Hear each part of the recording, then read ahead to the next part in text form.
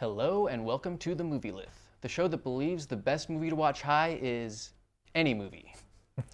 That's right, I'm Mark Acosta. I'm Stephen Kelvin.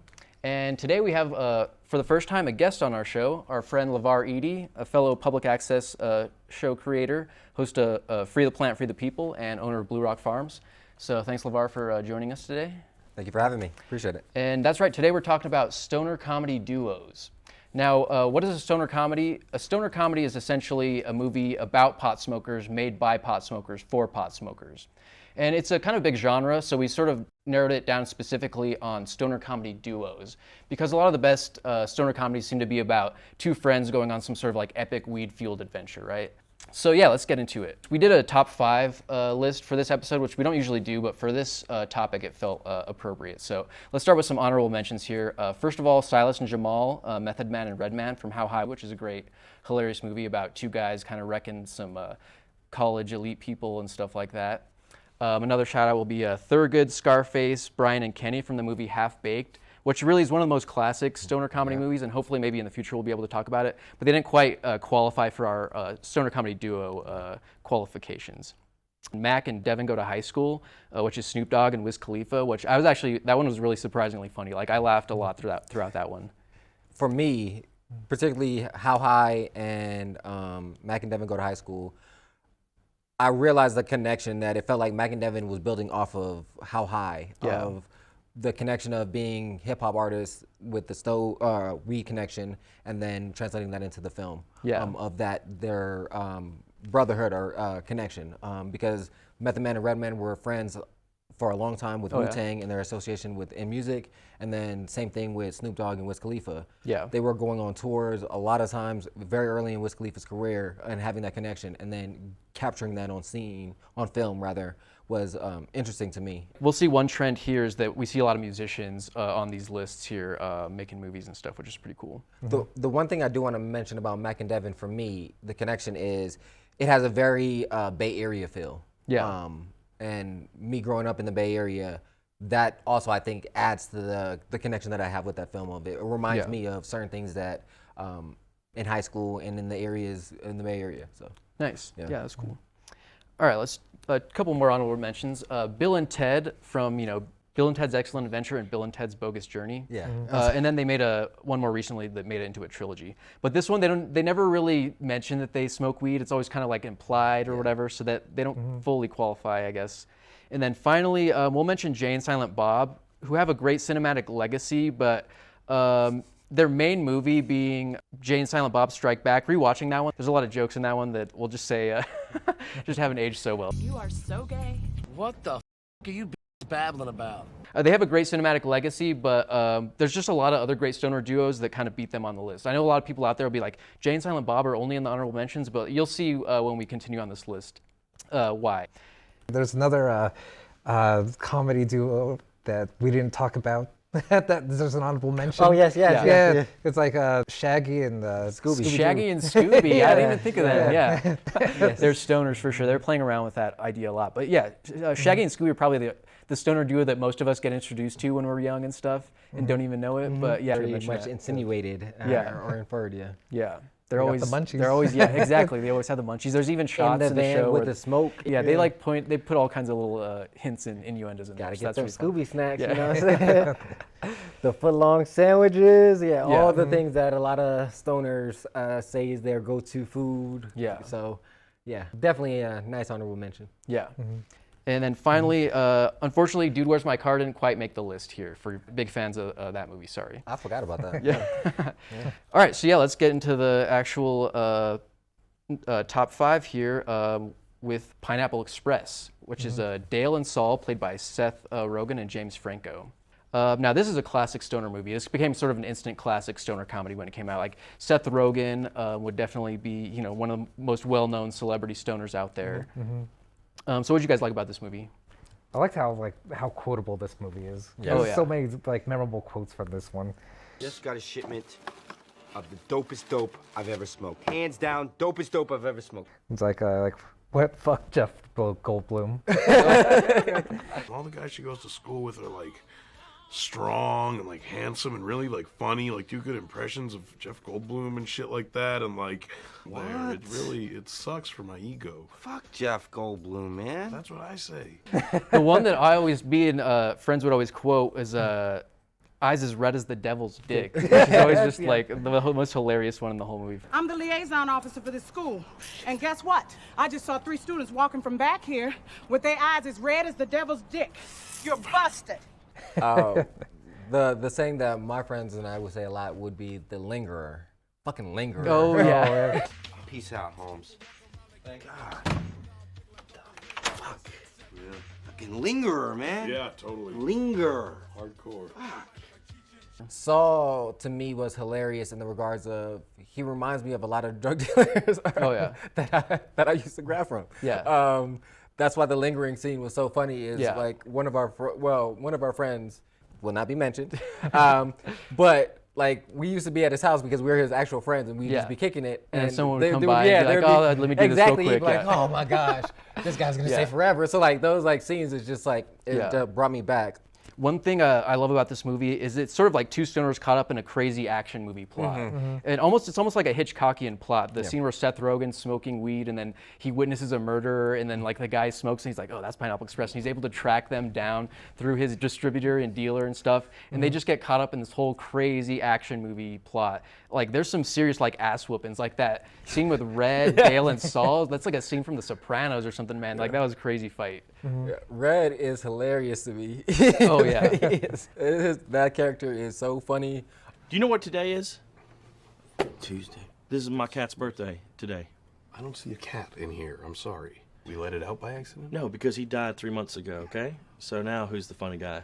And then the other thing that I thought about for this movie in particular was, again, the connections between all of the stoner movies is this building upon some of the other movies that we're going to mention later in the on our list, and it really like just building upon developing the plot more. The writing is a lot better than some of the other things on the list, but it's because it's had the ability to build on its predecessors. Yeah, I agree. And so the plot is tighter to me. Like you said, it blended action, friendship, and weed culture all together. There's so many weed culture references that even if you're not watching the movie from that perspective and you're just watching it as a comedy, yeah, you think it's funny, but there's so many layers to it that if you're in the culture, you're like, this makes it so much more funny. Yeah. You call this mocha milkshake, Da Vinci's brush. Call this one Bumblebush. And this here, Spanish trampoline. The cross blunt, or cross joint. Oh, hell yeah. It's just all so like crazy and interesting. Doing a little bit of research into this, we found out that it's actually Seth Rogen did all the joints for the movie. Oh, really? Oh, he's an excellent. Nice. He's an Dude, yeah, I've excellent seen joint videos roller. of him showing how he rolls joints. Like in like 40 seconds, you go from grinding it, like rolling it, doing the whole thing, and smoking it. Like it's crazy. Yeah, Some of his videos are crazy. Yeah, he's an excellent joint roller. So Yeah. I definitely could believe that. And him being such a proponent for cannabis culture, and then him being a writer in it, really captured like the uniqueness of cannabis culture from that perspective, I think. Yeah, totally. Some things like I loved, growing up like 80s action movies and such, and Yeah. seeing how like the action component of this. Yeah. There's another line that cracked me up. He kills the guy and he's like, dinner's gonna be cold tonight. Oh, yeah, Craig Robinson. Yeah, Craig Robinson, Yeah. I knew you going soft. Dinner's gonna be cold tonight, asshole. Fucked up, man. Those like those cheesy like death lines. Yep. The crazy one-liners. Yeah. Yeah, my favorite shot in the movie is that scene where Seth Rogen jumps. He like does that crazy leap and tackles the bad guy like from like the upper story. But yeah, this movie's like a crazy action movie. No, I definitely agree with you. For me, I Yeah. think Pineapple Express could have moved higher on the list if they had either a sequel to kind of add to that. And we'll never get another Pineapple Yeah, Express. we'll never get that. So that's out the wrap. So obvious reasons, but but yeah, overall the writing is very well done. It's a tight plot, hilarious scenes. But yeah. Cool. Like if you guys are good, we can move on to number 4, which is Tenacious D, which is Jack Black and Kyle Gass, also known as KG and JB or Cage and Jables. They got many nicknames. but they are a self-described acoustic metal band, basically. And so they have this hardcore heavy metal attitude, but with a lot of humor. And what really makes it all work so well is that their music is actually really good. They started off with some HBO shorts, but then really their main thing is Tenacious D and the Pick of Destiny. So what did you guys think of this one? Oh, it was pretty fun. I liked Yeah. it.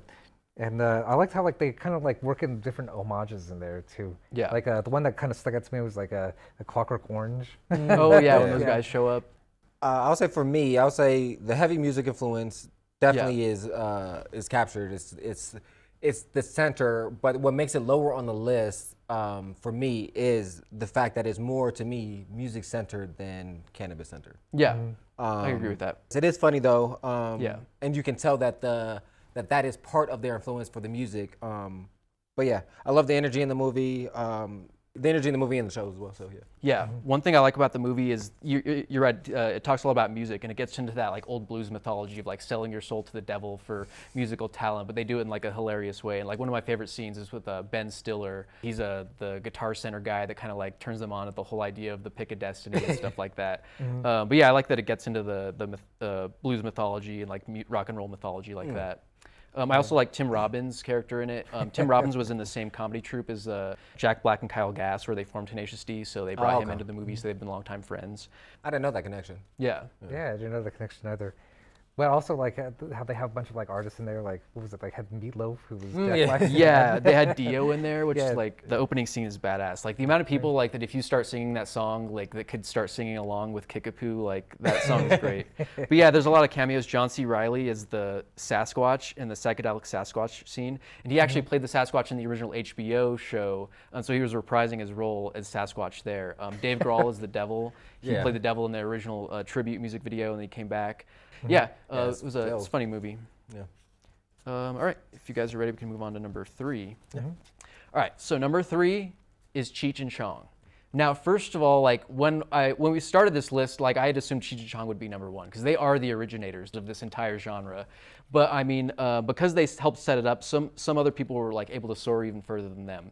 But they're still number 3 on our list because they're really funny, and they invented the genre. Like with Cheech and Chong Up in Smoke in 1978, when that came out, they invented the stoner comedy. And like I love when somebody opens the doorway and all these other people can see like, oh, that's a thing. Like I can do that same sort of thing and use that kind of template. And Cheech and Chong were already pretty famous from their records in the 70s. Like comedy records were pretty big, and stoner comedy was getting big, like George Carlin and Cheech and Chong. But when they made the transition to making their first movie, like it brought them to a whole new level. So Cheech and Chong have 5 movies, but we focused mainly on their first 3, which is Up in Smoke, Next Movie, and Nice Dreams. So what did you guys think of Cheech and Chong here? I thought they were pretty funny. Yeah. This was the first time I've actually really watched Cheech and Chong. I've watched clips of them here and there, but yeah, they have a lot of classic clips that a lot of people have seen on YouTube and stuff like that. But watching the whole movie, yeah, it's cool to see where a lot of it originated from. Yeah. And I like how, because we talked about like the beginnings of like stoner comedy, you see them like actually first meet. Everybody in these previous movies, their connection and friendship has been established. But with Cheech and Chong, you see them, he picks them up as a hitchhiker, and then they just become friends after that, and then they just follow each other. And these movies have the loosest plots of any of the movies on this list. Like they're absurd, but they're hilarious. No but plot. like things just happen. Like yeah, it's crazy. Like the first movie is essentially they meet. They're kind of starting a band. They get deported to Mexico accidentally, and they have to drive a van made out of weed back across the border. Then they join a Battle of the Bands contest, which I believe they win in the end. Yeah. And that's basically like the whole movie. But some crazy stuff happens, but it's fun throughout the whole way. Actually, that might be a good time to transition to our clip here. So this is that scene in Cheech and Chong Up in Smoke where they first meet. Hijo de la chingada. Is that a joint, man? That goddamn looks like a quarter pounder, man. Led Zeppelin. Hey, be careful with that shit, man. I've been smoking since I was born, man. I could smoke anything, man. You know, like I smoked that Michoacan, man, Acapulco Gold, man. I even smoked that tight stick, you know? Tight stick? Yeah, you know, that stuff is tied to a stick, you know? Oh, yeah, tight stick. Yeah. Just looking at that scene, it just reminded me of 2 things. One is that Acapulco Gold, Maui Wowie, Thai Stick are actual cultivars, and Thai Stick really wasn't started as a cultivar. It started out as a way of transporting weed. Yeah. It was combined together, and they kind of showed in Nice Dreams of those popsicles. Yeah. Those are basically Thai sticks. Yeah. And then somebody created an actual strain that had the similar properties of what was at that time, and that's the cultivar of Thai stick now. Yeah, I've seen some cool videos about people that still do like the classic Thai stick rolling and stuff like that. That's really cool. In Nice Dreams, did they freeze it, right? Yeah, like in like those little pop-up popsicle things. yeah. But yeah, the third Push movie is pops, called yeah. the third movie is called Nice Dreams because they're basically selling frozen weed out of an ice cream truck. Yeah, they put Therefore- the N on Yeah. ice and then changed the C on Dreams. cream to D and added Yeah. an S. And then a point that you brought up about how you are right. The only other duo on the list, counting the honorable mentions, that does have the introduction is Mac and Devin. Yeah. And How High, they're the only ones that is this, You see I'll say them the meet. closest to Cheech and Chong and Smoke in like the plot of you actually get to meet how they meet. Yeah. And then that connection takes them further. Yeah. The first one was funny to me. There are funny scenes. I like the scene with the joint in the weed van and then it burning the nuns and stuff. That, Yeah. That was That was funny pretty and hilarious. interesting. What we got here, sister? Hey, the busting nuns, man. Wow, that's cold-blooded. I will say for me, Nice Dreams, bro, was so problematic. It was so problematic. At the time, that was acceptable. Yeah. But I only have the eyes that I have now. And the eyes and knowledge I have now, that scene, I'm not going to bring it up, but that scene, I was like, oh, this is, Yeah. I was like, No, I there's that one scene, oh. Next movie has some problematic stuff in it too, and it's sort of like Jane Silent Bob Strike Back. Like some of these movies haven't aged well, and that's why when we get further on the list, we'll see some of these are more modern and they're definitely a lot more socially acceptable and easier to digest and stuff. I want to mention Sergeant Stadenko and like the illegality of weed. Like we live in a great time now where we live in a time of broad legalization, but most of the groups we're talking about on this list made their movies at a time when weed was still illegal. And so Sergeant Stadenko is a pretty hilarious character making fun of like how serious the government was about cracking down on weed. And he pops up in Smoke and then later again in Nice Dreams. And there's one of the weird plots in Nice Dreams is there's a strain out there of weed that like slowly turns you into a lizard. And so Sergeant Stadenko's like become addicted to weed and he's smoking the stuff that's slowly turning him into a lizard. And it's like that movie The Fly with Jeff Goldblum, he's on some sort of journey like that. And like by the end of the movie when you see him in the back of that car with the big tail, it's weird. It gets weird, but yeah. The only way to catch a doper is when you yourself become a smoker.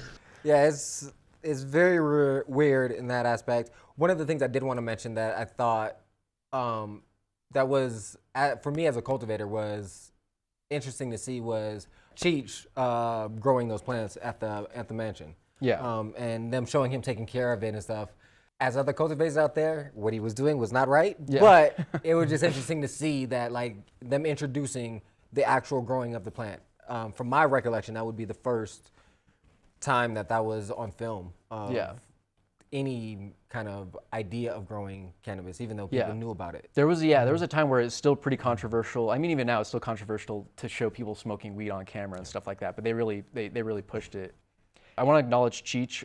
Cheech Marin is a super important Mexican-American actor. Like he got to start here in the Cheech and Chong movies, but he went on to be in a lot of other great movies. Born in East LA, he was in a lot of Robert Rodriguez movies and a ton of other stuff. He was in movies in the 70s and 80s when there weren't necessarily a lot of Mexican-American actors out there. Yeah. So he's a super important actor for sure. And then Tommy Chong as well went on to be in a lot of great roles beyond this and stuff. Them as a duo broke up in the 80s, but they've gotten back together here and there and stuff. They became known as the caricatures they were playing in those movies, and they were, that really wasn't necessarily who they were deep down and stuff. But I mean, they really set the standard for these stoner movies, and so they like set the foundation so a lot of these other stoner duos could really soar. Last thing I'll mention about Cheech and Chong is that I remember listening to Cheech and Chong as a kid, because like my dad had Cheech and Chong records, and he would have Cheech and Chong movies on sometimes. So like I remember watching them as a kid, so I kind of grew up with Cheech and Chong. And shout out to my Cheech and Chong socks, Oh hell yeah, those are nice.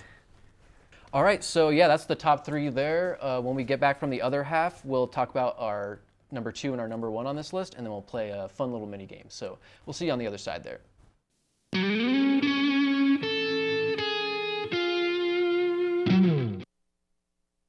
These high school boys and girls are having a hop at the local soda fountain. Innocently, they dance.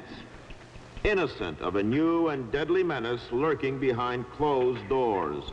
Marijuana, the burning weed with its roots in hell. Smoking the soul-destroying reefer, they find a moment's pleasure, but at a terrible price. Debauchery, violence, murder, suicide.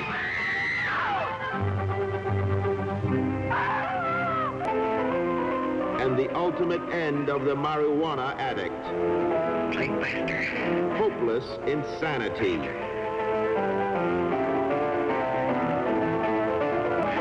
See this important film now, before it is too late.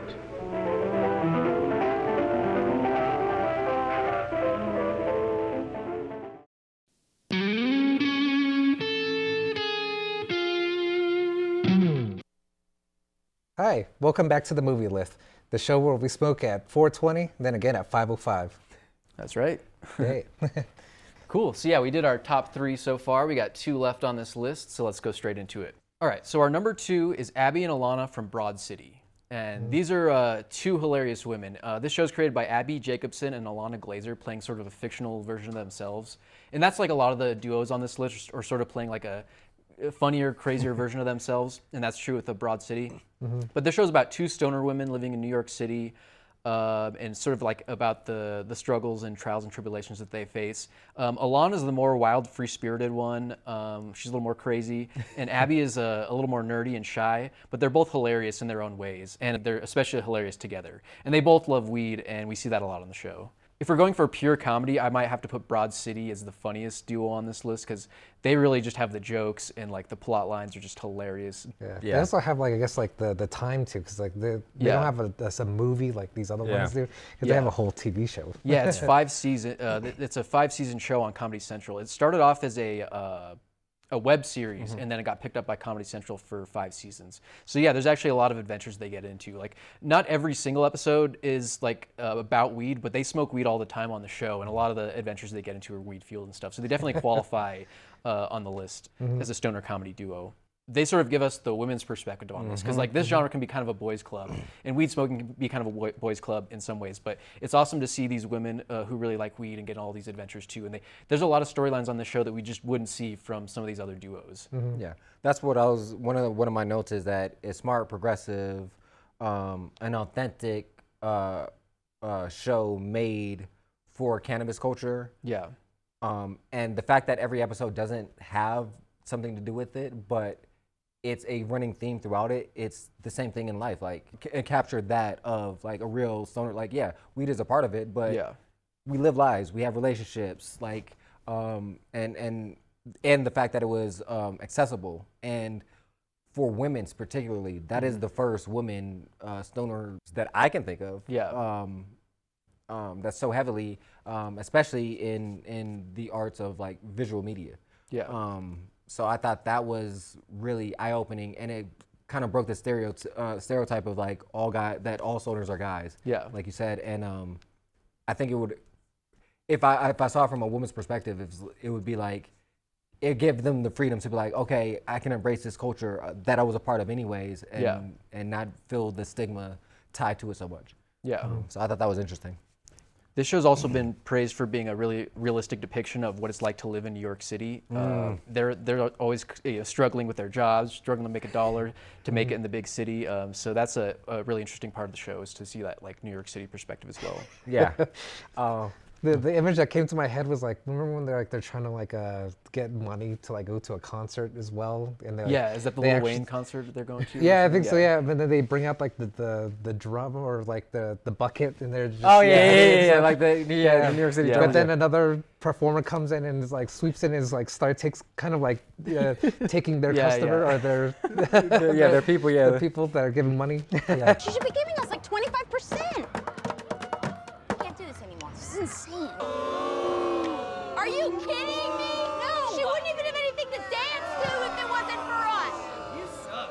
No, that is very New York culture. The pussy weed episode to me Yeah. is hilarious. Of it like being creative during and like iconic in the idea of smuggling weed using your natural orifices to Nature's do pocket, so. as she Yes, says. exactly. You know, the vagina is nature's pocket. It's natural and it's responsible. But the thing that's so funny to me is some of the things she says is the benefit of using it is the exact opposite that you want for your your storage of your cannabis. You want it under 45% humidity. In some places 55% depending on. But like, I just thought that was funny. But she's like, yeah, it's a safe space. Yeah. So I just thought that was hilarious. And then Ilana being the crazy one, like you said, and Abbi playing the straight person. Yeah. So I thought that was that dynamic is hilarious, especially when you get to the co-op episode. The co-op when they plays, switch, switch personalities. Yeah, I love that. And I especially love Abbi because I'm a big fan of the band Fish. Like I know a lot of people hate on Fish, but Abbi likes to talk about Fish on the show, and she meets like her dream dude is like this huge hippie fish head. Like I love that whole thing. Another classic episode that we watched for this was the episode where Ilana's taking care of Abbi after she has to get her wisdom teeth taken out, and so she's like all high on the drugs that they give you, and then just gets on a crazy like high adventure. The wisdom teeth episode that I liked is breaking the lazy stereotype, stoner stereotype, because she has multiple jobs, even though she's not good at them. But she has multiple jobs. And then the co-op episode, I like how it broke the stereotypes again of lazy stoners, because everybody at the co-op are smokers or stoners, but they're all working, and they're working hard, diligently with a well-defined system for the co-op, and they're all abiding by it. And that lady rules it with like an iron fist. Versus what you normally think about stoners of, oh, we're lazy, like loosey-goosey, loosey-goosey. It's like, rules are rules, whatever. If you break them, you break them. Where it's like, no, that's not. And, you know, stoners are people too. There are some that are, you know, dedicated, consistent, hard workers, and some are lazy, just like with any other demographic. I like in the Wisdom Teeth episode the scene where Ilana buys weed in like 30 seconds. I'm just gonna get weed from one of my weed dudes. It will literally take 2 seconds for real. This thumbs up question mark mean? Thanks, kids. Love you, B. I'm just like, all right, we got it. Like that scene's hilarious. Yeah. I really enjoyed the show. I think I've seen, like I said, all of the episodes except the final season. But I do think they are on the pantheon of stoner duos. Yeah, definitely. They've earned their spot in the pantheon for sure. One of the last things I want to say is that this is like probably the only duo on our list that actually takes place at a time of legalization. Like all these other duos are having to deal with the illegality of it in a lot of ways, but this shows sort of the freedom of like two people being able to live in a place where weed is legal and stuff. So, but still dealing with the stigmas. There still is a lot of stigma. Yeah, for sure, because she's trying to hide it on the subway. It's like all that stuff. So yeah. So that was a good point. I also want to shout out Hannibal Buress. I love him as a comedian, Yes. and he has a great role on the show as Ilana's boyfriend and stuff. He is hilarious. Their other friend from Guatemala, Jaime, he's funny. He's hilarious as too. That comedian's pretty funny as well. They have a lot of running gags, like the running gag that Abbi has a roommate, but you never see her, but her boyfriend is at the apartment all the time, even though you never see her actual roommate. That's right. And Bevers, he's just like annoying all the time. There's also the running gag that Ilana is like secretly in love with Abbi or whatever. If you notice that throughout the show, they kind of hinted that a lot. Oh, all right. Okay. All right, it's okay. Let's get married. What was that? What? What you said something. No, I didn't hear what you said. No, you said something. No. And yeah, there's a lot of other running gags. Like when Abbi gets blackout drunk, she turns into Val, who's this like Judy Garland type character at like the speakeasy style nightclub. Like that scene's hilarious. Forget your troubles, come on, get happy. You better chase all your cares away. All right, so yeah, we have a clip for Broad City here. This is just a quick one that shows kind of the comedy they have with weed and stuff. They often hang out on Zoom calls and smoke weed with each other, and this is just one example of one time they did that. So go ahead and roll this clip. Yes. Alana, did you start already? Dude, we had this whole plan. No, chill, girl. It's my aroma diffuser. I took out that lavender rosemary bullshit and put in 100% vape oil.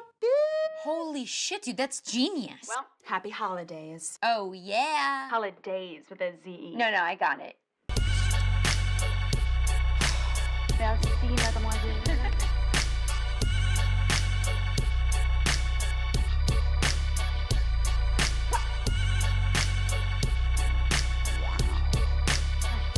Wait, Ilana, where's your bowl? I don't know.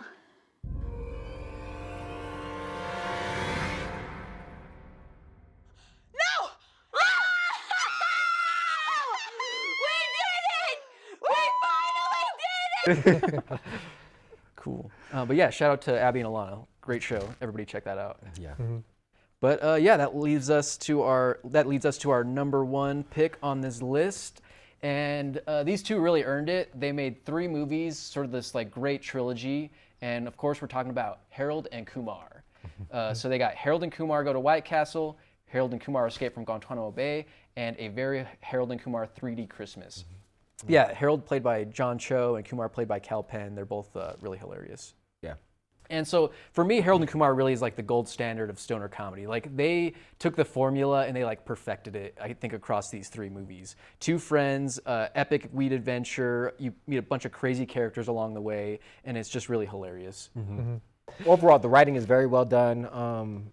It's a tight plot, hilarious scenes to me. And then the really thing that I like the most, I think, about the writing in all 3 movies is the attention to detail about stereotypes, breaking those stereotypes, and being encompassing of all demographics of those stereotypes. Yeah. You know, they talk about the black stereotypes in Guantanamo Bay, definitely the Indian, Middle Eastern stereotypes, Asian stereotypes, white stereotypes. Like, I just thought it was well written in that regard of pinpointing those things and then making fun of them and pointing it out. Yeah, I know the 2 creators of Harold and Kumar. Like, this is a case where Harold and Kumar was written by 2 guys, John Hurwitz and Hayden Schlossberg.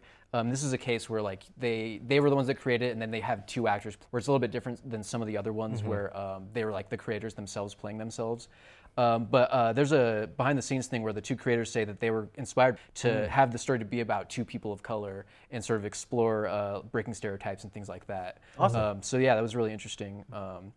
But yeah, Harold and Kumar Go to White Castle's the first one, classic. You know, they get high and they see a White Castle commercial and they decide they really want some White Castle. And even though they get into so many obstacles on the way, they're determined to, complete this mission. Like, they're like, no, we are going to go to White Castle. We're going to do this. I guess we should also mention, like, their personalities are a little bit different. Like, Harold's the more responsible, straight-laced one, and Kumar's the more like irresponsible slacker of the 2. Like, Harold's more professional and has a job. Like, Kumar is really intelligent. He has the potential to be a doctor. He went through medical school, but he's just, just wants to slack off and just be a super stoner and stuff. So they're just a little bit different like that, and their dynamic kind of gets them into a lot of interesting predicaments.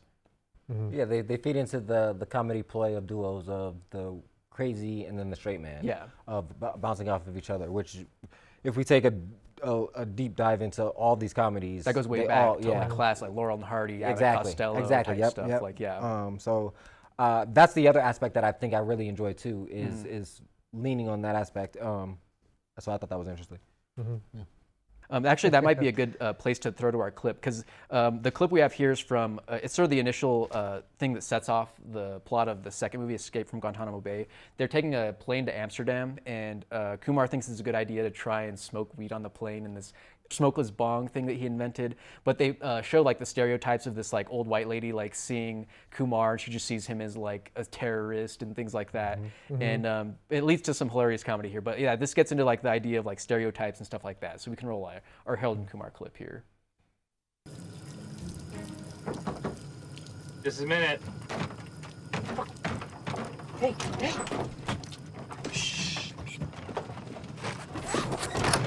are you doing? I'm taking a piss, asshole. Yo, not joining the Mile High Club, are you? What about the really high club? No. You brought weed on the fucking airplane? What the fuck? Wait a second, you were giving that security guard shit. Yeah, how else was I supposed to get past him? By not bringing drugs on an airplane? What are you doing? What is this? You'll see.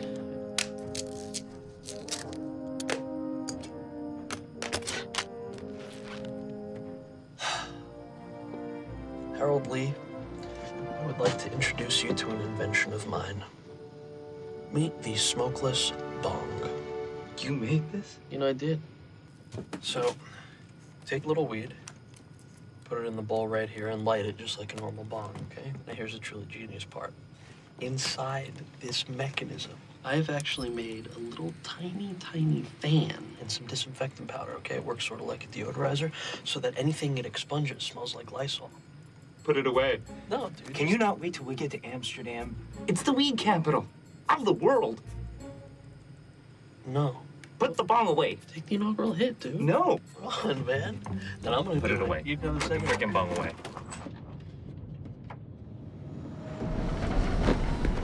I'm sorry. I'm sorry.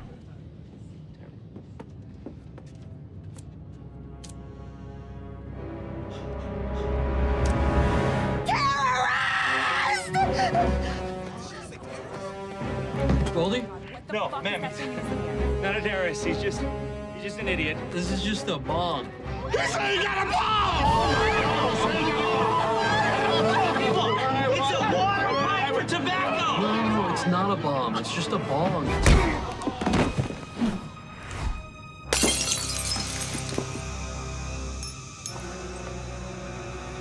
Poison gas!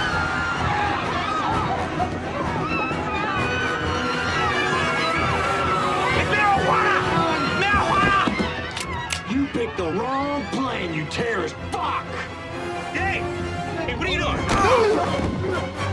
There are 3 air marshals on board. 3! We are not terrorists, sir. That's a bong, not a bomb. Shut up.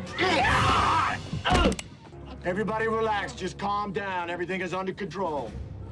Tell them to turn the plane around. These 2 assholes are going back to the U.S. Yeah, I want to talk about maybe some of, there's a lot of great, you meet a lot of crazy characters along the way, so I want to talk about a few of those. You get like a sort of bonus stoner duo with Rosenberg and Goldstein, their neighbors, who pop up throughout all 3 movies, and they're pretty funny.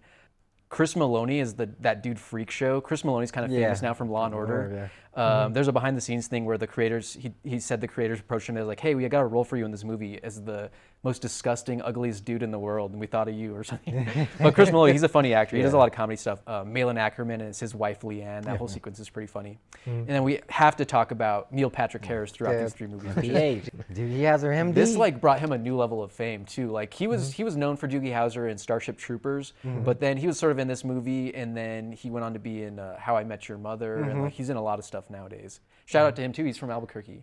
I don't know. But yeah, Neil Patrick Harris is in all 3 movies. And one thing that's funny is that he came out of the closet. Yeah, that was over the course of, I don't know if it's after the second or the first or the second movie, but they play with that idea in the 3rd movie. They even have his husband in there, like pretending to be the guy helping him out to cover it up or something. It's hilarious. Yeah, it's right. His husband actually is. Instead of in the credits saying like playing himself, it's just his husband's name. It's all the same. That's why I looked it up afterward. I was like, is that his actual husband? And like, yeah, it was. So like that scene is hilarious where they're pretending like they're not gay. And you stunned fans when you said you were gay. How has this affected your relationship with your partner, David? Well, maybe this will answer your question. So hot in VH. Ah, what did I tell you about using tongue? You said you wanted it to look realistic. You know the only reason I put up with this homo crap is for the P-Tang. Fuck this. I got a wife and kid at home. I'm out of here. When you brought up Starship Troopers, that just cracks me up from like the 2nd movie. Yeah. How like you have like the racist like government official who's trying to like. Oh yeah, imprison Rob them. Corddry's character, Yeah, the and- Homeland Security agent. Yeah, when they're in Texas and they find Neil Patrick Harris and they're trying to smuggle, and he's saying like, your role in Starship Troopers. That really spoke to me. I'm sure you get this all the time, but your part in Starship Troopers truly changed my life. Really? That's why I joined the Department of Homeland Security. My friend, 2 words. Starship, fucking troopers. Yeah, that's hilarious. No, there's a scene in Escape from Guantanamo Bay when they're like jumping out of the airplane where Rob Corddry's character is like shooting his gun while they're like free falling. It's like one of the craziest like things like from an action movie. Other scenes that I really like from White Castle, like just the random stuff they get into, like the random scene where they find a cheetah in the New Jersey and they smoke him out, and then he helps them get to White Castle. Yeah, that's the kind of random shit I need in like a stoner comedy movie. Like, but yeah, that one's funny. Escape from Guantanamo Bay continues it. What's important about these movies is that Harold and Kumar Go to White Castle. A lot of it centers around Harold's love story. Like he has a crush on his neighbor Maria, and they eventually get together.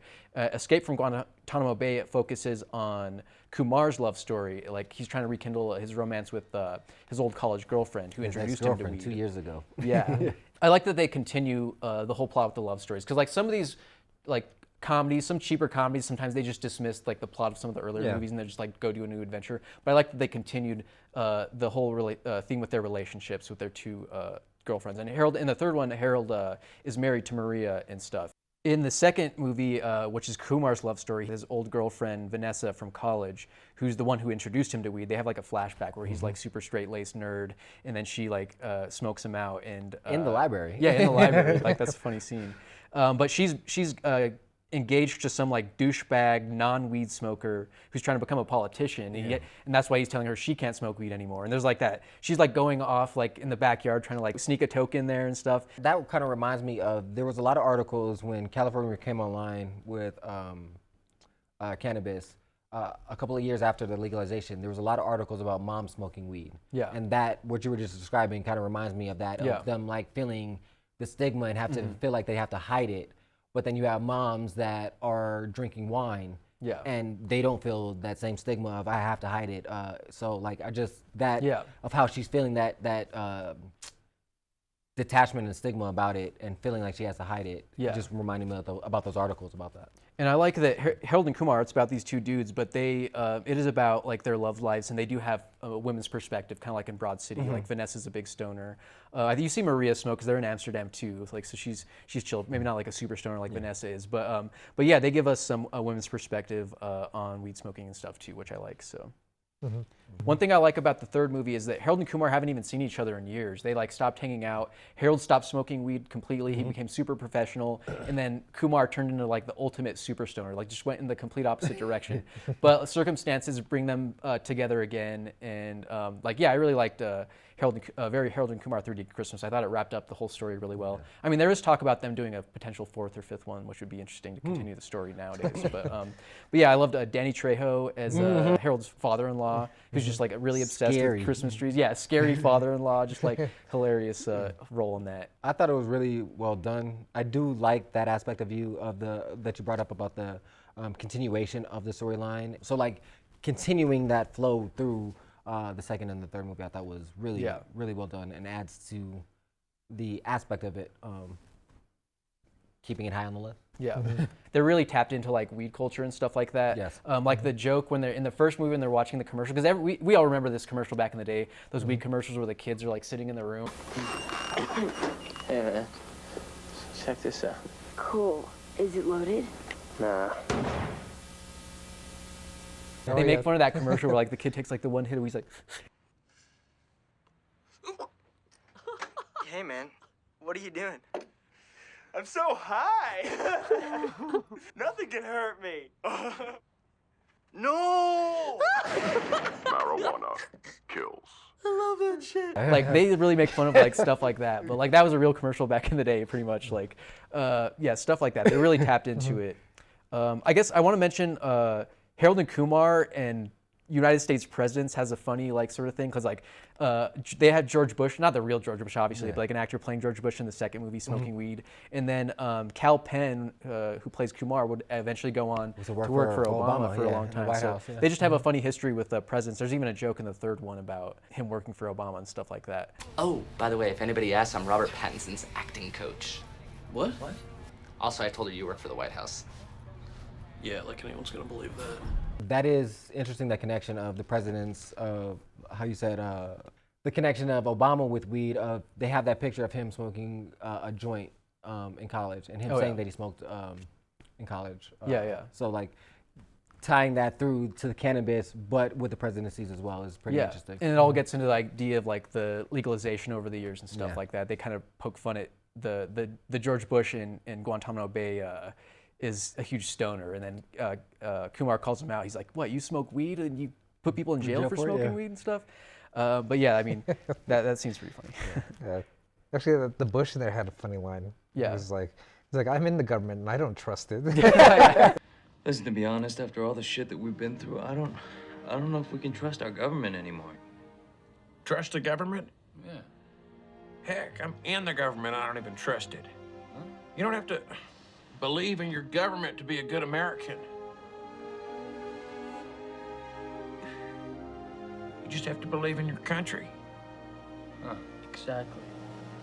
See, some of that stuff seems like tame by today's standards Yeah, of yeah. politics now. Like, Yeah, we're in but back then, we're it was such like- crazy times nowadays. Like, The funny part about it is that absurdity felt crazy, and now we're in Yeah. absurdity that is actually real. So Exactly, it's- yeah.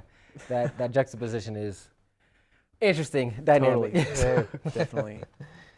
All right. Anything else to say on Harold and Kumar? Just go watch it. Yeah, I'll It's say fun. go watch it. And also, I'm hoping to see the continuation of the stoner duo in today's generation. Yes. Even if it's not them doing a fourth one of another comedy duo. Yeah. Broad City is the closest yeah. one, but we've already been sort of a few years since their show ended. Yeah, so removed from that. I want to yeah. see who's the next one and what they address in that regard Exactly. to cannabis culture and stoner comedy duos. Yeah, totally. That's our top 5 there, but we're not quite done yet. We got just enough time to play a little bit of a weed mini game. So we're gonna take a quick break and then we'll play this game on the other side.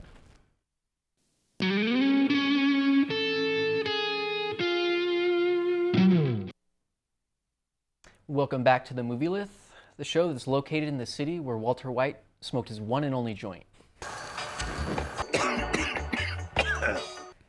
That's right. All right, so we got just enough time to play a little fun mini game here, which I'm going to call Whose Weed Is That? So basically, I'm going to show you guys a super zoomed in close-up of a freeze frame from some of the movies we've been talking about. It'll show like a joint or a bong or just some like raw weed or something like that. And you guys will tell me what movie you think it's from, and I'll tell you whether you guys think it's right. So, all right. Well, some of these first few are a little bit easy, but they get a little bit harder. So we'll start with number 1 here. All right, what do you guys think that was from? Pineapple Express. All right. Pineapple Express. You know which scene that's from? In Very beginning. Yeah, the very beginning, Yeah, the yeah. black and white scene where Bill Hader's the smoking bunker, the weed. yeah. They're like, Okay, Private Miller, when you think of your superiors, What emotions do you feel?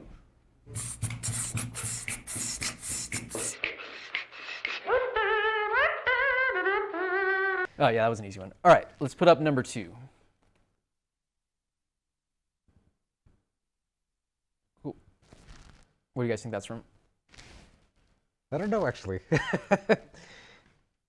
Is it Cheech and Chong? Cheech Chong is my guess, but I No, don't that's know. actually Tenacious D. That's the Bong of Destiny at the end Oh, of the movie. yeah, Sorry. okay. A little bit of a spoiler Yeah, there, but yeah, yeah. remember the end with the devil's horn? Yeah, they make it a okay. Bong. Now out I of it. see. Yeah, I yeah. thought it was Bong of Destiny. meat. Sorry, that's I didn't see this. I was like, that's kind of a blurry photo. Yeah, They I made it was all like, considered. There's like ribs and a All right. stem. All right, let's put up number That'd 3. be a tasty bung.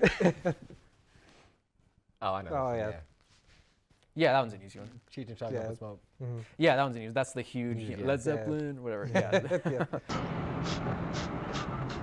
Talk it out, man.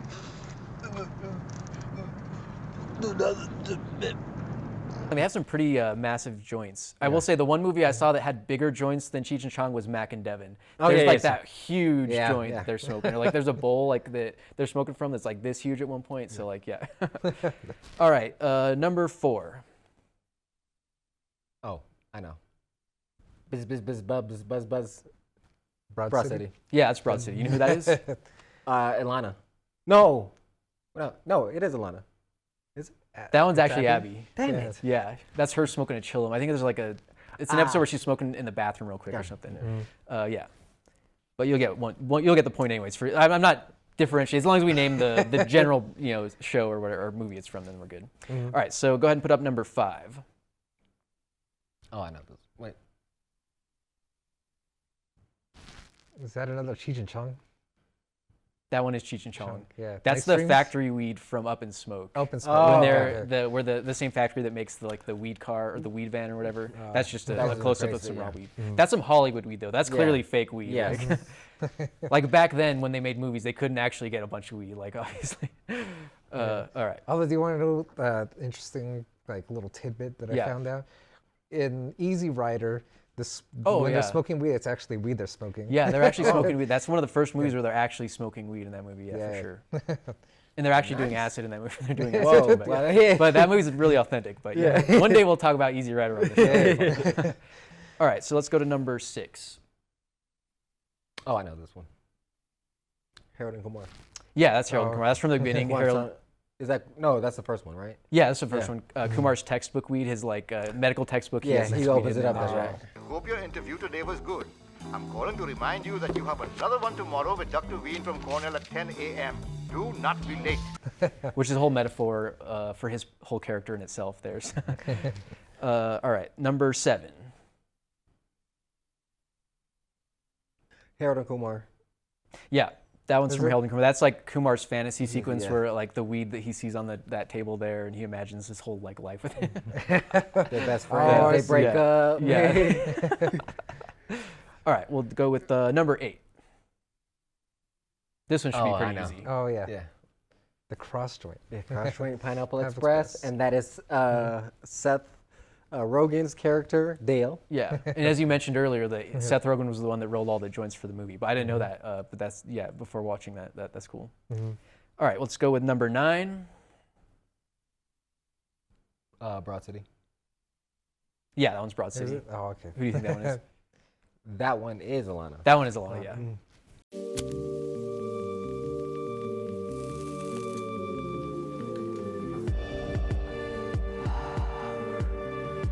Last year, Brooklyn. My old apartment on Flatbush. Cool. Let's go with, we're on number 10. Broad City. No. Oh, no. Guantanamo Bay, the Kumar's girl. Harold and Kumar, yeah. That's from Guantanamo Bay. That's the scene in the library where they smoke. The paints and nails, the black nails was throwing me off. That's what made me think of Abbi. Yeah, that's Vanessa. Smoking a pink joint, that's cool. All right, number 11. This one might be a little bit trickier. Let's say Pineapple Express when they're in the... Nope. I said Cheech and Chong, that's at the mansion. Nope, that one's kind of hard. That one's actually the George W. Bush weed in Harold and Kumar. That's like, there's a shot of the table. He has a bunch of weed and a joint already in there when they crash through the root. All right, let's go with number 12. Nice Dreams. Yeah. Yeah, we kind of mentioned. One. Yeah, we kind of mentioned it earlier. Like, those are the Thai sticks. That's a good example of the Thai sticks and stuff. All right, and we got one last one here. Is that Bush? Yeah. That would be my guess. Actually, that one's kind of a trick question. That's Walter White smoking his one and only. Nice. Travis, roll that clip. Hey,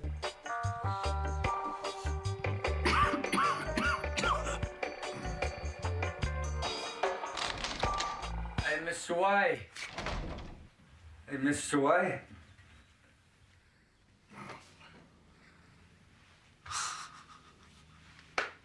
Are you smoking weed? Oh my God. Wait a minute, is that my weed? Wait. Help yourself, why don't you? That's Make like, yourself at home. That's like from an early episode where he's just chilling in Jesse's house and he sees a bunch of weed on the table and he's like, yo, why not? And like, as far as I know, that's the only time he ever smoked weed on the show. He like tried it and he was like, I guess he decided it wasn't for him. But throughout the rest of the series, you never see him ever do any drugs or anything like that. So that's the one and only joint, as far as we know, that Walter White ever smoked. So I don't know, maybe when he was younger, maybe a younger Walter White was into weed. He probably grew up in the 70s or something. But all right, but yeah, that was a fun minigame. Thank you. Yeah. But I guess that's it. The last thing I just want to say about these stoner movies is these movies are about smoking weed, but ultimately they're about like best friends and people hanging out, and like that's actually pretty wholesome. They're about hanging out with your best friends, going on an adventure. They're about meeting new people, and so yeah, even though they're about smoking weed, these movies are actually like really wholesome. That's what I'll say. Any last thoughts on stoner movies? I just think that they should be looked at the lens of, like you said, of other duos, best friend comedies, in the same light, and try to get rid of some of the stereotypes and stigmas that are associated with it, and just enjoy them for what they are. Yeah, I like what you said earlier about what's the next generation of stoner duo. What's the next big one going to be like after Harold and Kumar and then Broad City, and sort of each generation kind of has their stoner duo. So yeah, we're looking forward to seeing what the next generation has to offer here. Yeah, definitely.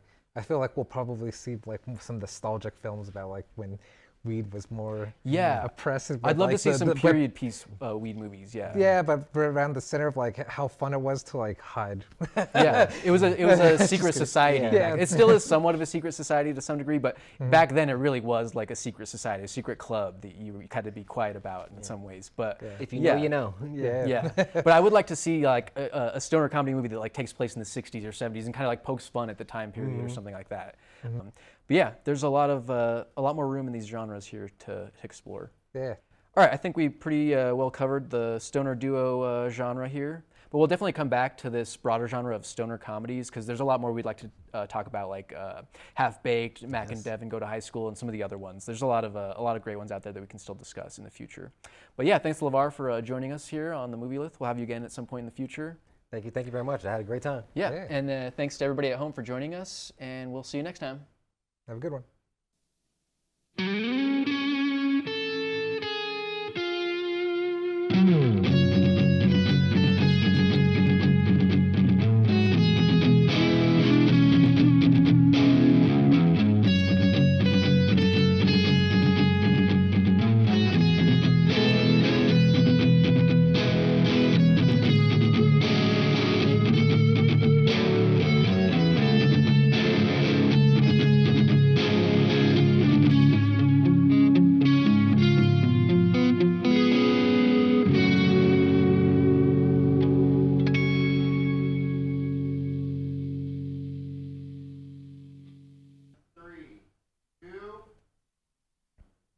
Hi, welcome back to the Movilith, the show where we smoke at 5:05 and then again at 4:20.